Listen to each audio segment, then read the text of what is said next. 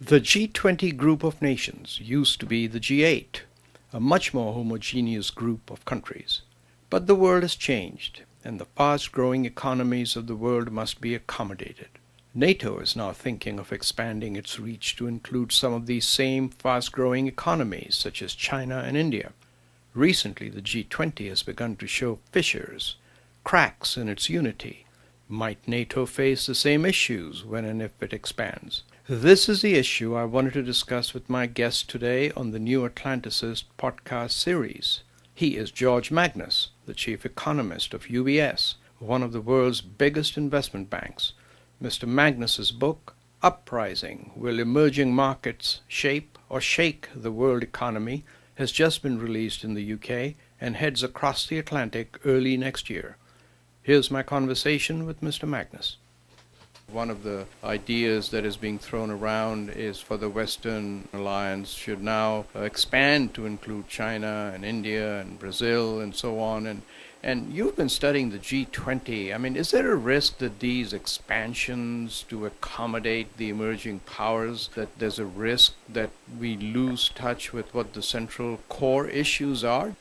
I do think there is. And I think the problem is partly a practical issue, which is the ability to put a lot of countries, in the G20 case, of course, is 20 significant emerging and advanced economies, right, gathering around to try to sort the planet out. I think practically that's quite difficult, bearing in mind all the individual nations have their separate agendas. Right. But I think it's also kind of, we've been here before. There are occasions in the last 100, 150 years, when we've had similar kind of periods of global stress when we've basically tried to sort out problems that have existed between debtor nations and creditor nations in the global financial system. On one occasion, it worked out spectacularly, which was the Bretton Woods period from the end of 1945 until the 1970s. But on another occasion, in the 1930s, it collapsed spectacularly with all consequences that, of course, we know about all too well. It does bother me that actually, in accommodate the kind of changing structure of the global economy, that we need to try to kind of keep a proper sense of propriety about what it's possible for groups of countries to achieve. And we may need a smaller group to actually offer that global leadership role. Does there also need to be a core interest when one expands a small, tightly knit group to a very larger size? I think the answer to that is yes, and partly because we do have a kind of a global infrastructure in the form of the United Nations and the IMF and the World Bank and all the affiliated agencies to these global institutions, which actually already had a lot of the work that has to be done multilaterally, whether it's to do with global health or with climate change or any number of other issues, including the diffusion of technology and the eradication of poverty and so on. So I don't think that we need to have kind of a core group of countries that that have to kind of solve every single problem on the world. Right. But I do think that if we cannot get agreement, multilateral agreement, and clearly that involves Sino-US agreement. Yes. If we can't get agreement about economic issues and this problem of unresolved global trade imbalances, then the chances of succeeding in other areas, in other institutions, I think are reduced as a consequence. So I do think the economic competency of whether it's going to be a kind of a subset G5, 6, 7 or whatever it is of the G20, that I think is absolutely key. From what you're saying, the inclusion of China, A, is critically important in this group, but B, are you also suggesting that China's behavior, how it reacts to the rest of the group, is going to be a strong determinant of how the G20 works out?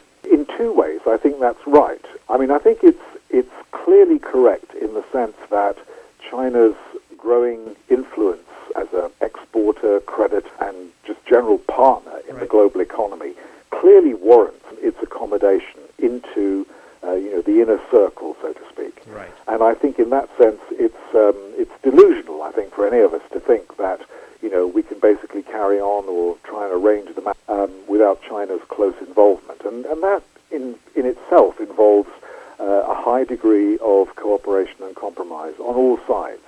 There's a more immediate area in which I think it is incumbent and important for China to show that it has a kind of what the Germans might call a Weltanschauung, a kind of a global view. And that has to do with the immediate problems that we're facing, where the manifestations have been about currency wars and protectionism in trade and in capital restrictions and corporate preferences and so on. Here, I do think that the United States and the West have been shocked into a change in behavior. I mean, I think in that sense, even if involuntarily, the United States has already begun its contribution to. But China, on the other hand, has choices. Nobody's shocked them or forced them into doing anything.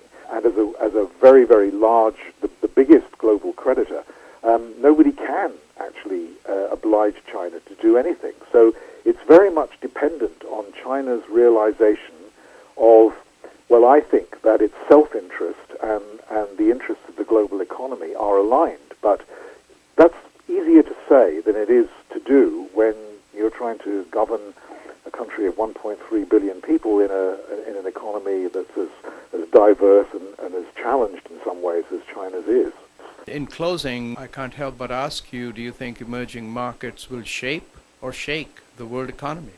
I think in the long run, there's no question that they will shape the world economy as they grow to become more prosperous, where the middle class obviously expands, where urban consumers, the next billion consumers in the world, will be in emerging markets, for example, 30 or 40 years. So in that sense, the idea of a kind of a more balanced world and more influence from the products and processes and cultures of emerging markets, I think, is extremely likely, and therefore that sort of shaping, I think, will happen almost regardless. But the shaking, I think, is a much more immediate concern, and that could happen either if we in the West fail to rise to the challenge of decline, and if we strangle our universities and research facilities instead of fostering new innovation in new cities, for example. And the shaking could also happen if China, for example, is obliged or feels obliged to follow a certain policy path with regard to interest rates and exchange rates and economic management, which basically end up in its committing the kinds of policy Japanese committed in the run-up to their bust in 1990. And that could happen if China is unwilling or unable to change on a reasonable time frame. You've been listening to a conversation with Mr. George Magnus on behalf of the Atlantic Council. This is Sarwar Kashmeri. Thank you for listening.